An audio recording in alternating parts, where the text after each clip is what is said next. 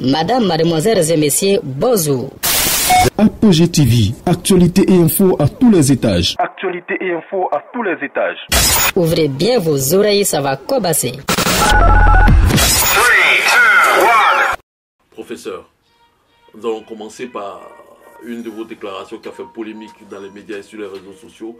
Vous traitiez le directeur exécutif du RHDP, M. Adama Bictogo, de vendeur d'oignons. C'est comme ça que le président Alassane Ouattara vous l'avait présenté à l'époque. Aujourd'hui, beaucoup de personnes lisent cette assertion comme un mépris à l'égard de ceux qui sont des commerçants d'oignons en Côte d'Ivoire.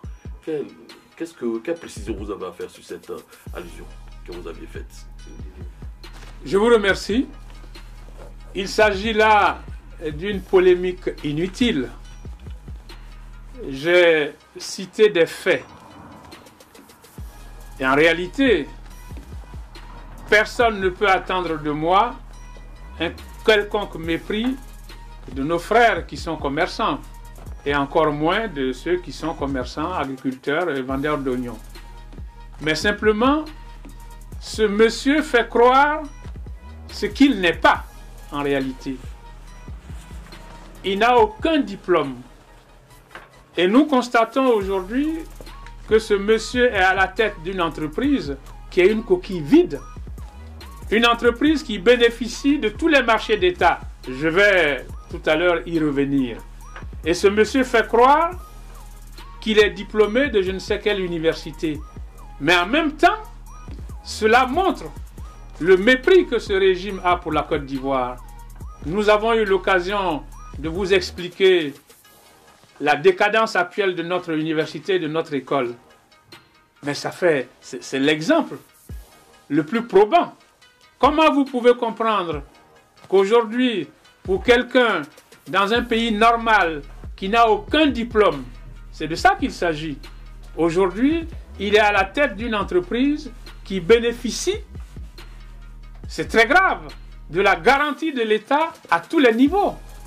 Et tout à l'heure, je vais l'expliquer plus longuement. Donc, il ne s'agit pas pour moi de jeter la pierre sur une profession qui est une profession des plus honorables. Mais il s'agit de montrer la contradiction entre ce que fait croire ce monsieur et ce qu'il est en réalité. Voilà ce que je peux répondre à votre question. Nous y reviendrons. Professeur, nous allons rentrer dans l'actualité politique au niveau du pays. Hier, Jean-Paul vous le disait tantôt, vous étiez à la tête d'une coalition, sinon vous étiez porte-parole d'une coalition qui disait non à cette constitution aujourd'hui, à cette constitution qui porte à l'interprétation. Est-ce que vous voyez déjà une possibilité en son temps pour Alassane Ouattara d'être aujourd'hui président, d'être aujourd'hui candidat, si je peux le dire ainsi? Est-ce que c'était l'une des raisons qui vous ont poussé à dire non? Est-ce que vous avez déjà à l'époque perçu ou bien que cette constitution donnait la possibilité au président Alassane Ouattara de se représenter? En réalité, nous avions perçu que M. Alassane Ouattara voulait une nouvelle constitution pour pouvoir se représenter, selon lui, en foulant aux pieds et en violant cette constitution. Et vous avez vu vous-même comment cette constitution a été imposée par M. Alassane Ouattara. Je reviendrai dessus quelque peu, sans m'appesantir. Le peuple ivoirien a été consulté dans des conditions extraordinaires. Il a imposé ses vues à une commission d'experts. Il a fait voter cette constitution par une assemblée nationale en 48 heures. Et le vote de la constitution, la campagne, a pris moins d'une semaine.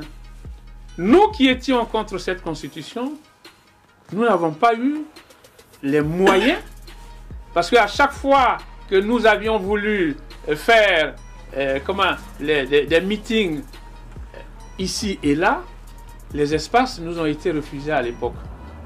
Mais comprenez vous-même, nous sortions d'une guerre post-électorale qui a été dramatique pour notre peuple. Il était tout à fait entendu que s'il y avait réforme constitutionnelle, c'est ça qui avait été décidé lors des différentes rencontres préliminaires aux élections de 2010, il avait été prévu que nous amendions la Constitution du 1er août 2000 dans ses aspects les plus confligènes. Et Alassane Ouattara n'avait pas l'initiative ni la capacité de proposer une nouvelle Constitution. Mais vous pouvez en juger vous-même.